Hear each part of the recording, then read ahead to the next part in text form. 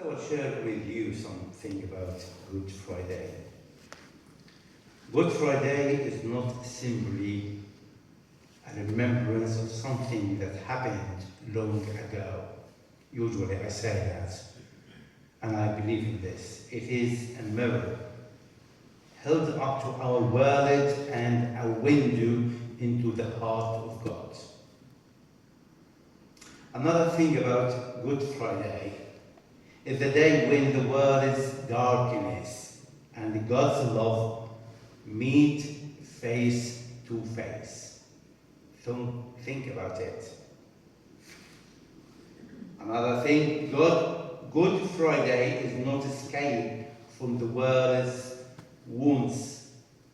It is God stepping into them. He is with us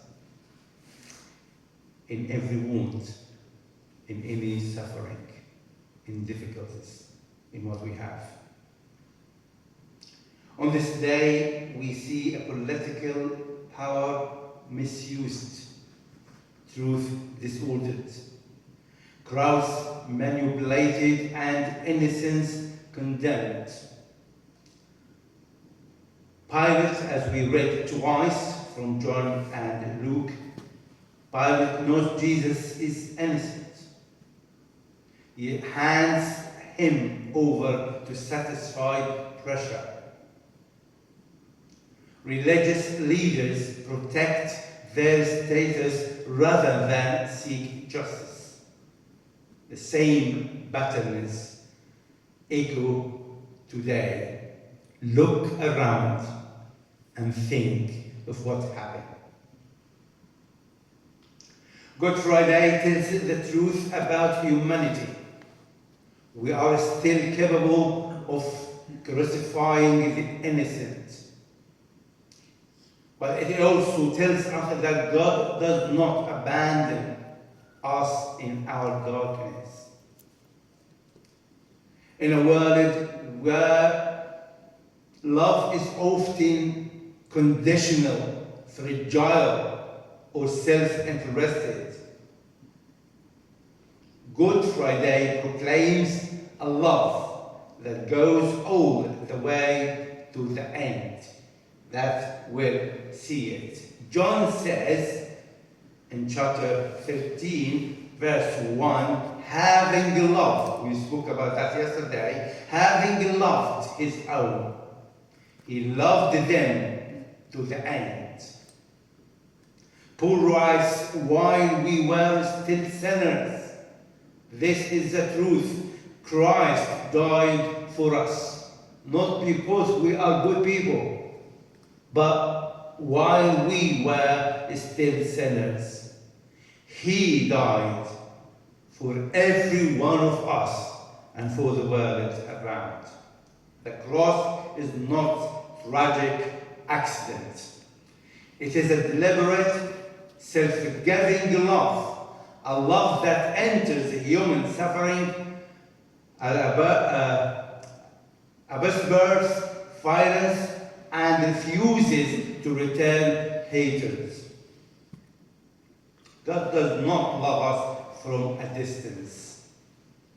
I love an English preacher, and I heard him 10 years ago, and he said, God hasn't an email, hasn't WhatsApp, and hasn't even mobile. So he didn't send a message through them, but he came by himself to us. That is what we hear. He does not love us from a distance. He steps into our suffering, carries our sin, and refuses to abandon us. In the Old Testament, Isaiah calls the servant a man of sorrows, acquainted with grief. Hebrews reminds us that Christ sympathizes with our weakness in Hebrews chapter 4, verse 15. Good Friday proclaims that Christ is present with families fleeing violence, with communities torn apart by conflict, with those grieving loved ones, with the lonely, the anxious, the displaced, the forgotten. This is Friday, proclaims for us. The cross is God's declaration. You are not alone in your suffering. You are not alone in your suffering.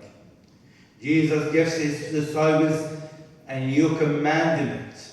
Love one another as I loved you. Peter says Christ left us an example that you should follow in his steps. That Peter says to us in chapter 2, verse 21. In a world of hostility, we are called to be peacemakers. That is our responsibility. In a world of fear, we are called to be courageous in compassion. In a world of division, we are called to be reconcilers. In a world of despair, we are called to hold hope. This responsibility of the church and believer. If we are meeting together in this morning, think of this. The cross shapes a community that refuses to mirror the world's anger, but instead mirrors Christ's mercy. Good Friday ends with Jesus' final words. As we have seen the film, it is finished, but it is not the end of God's story. The tomb is sealed, but heaven is already moving. Resurrection is already in the horizon. In a world overwhelmed by despair, Good Friday reminds us that darkness is real, but it is not final. Good Friday assures us that God has not abandoned humanity. He has entered our suffering, carries our sin, and opened the way to new life. The last thing I have to say, may we stand at the cross with honesty, receive its love with humility, and walk from it with courage. This is the message in this morning. Let us pray.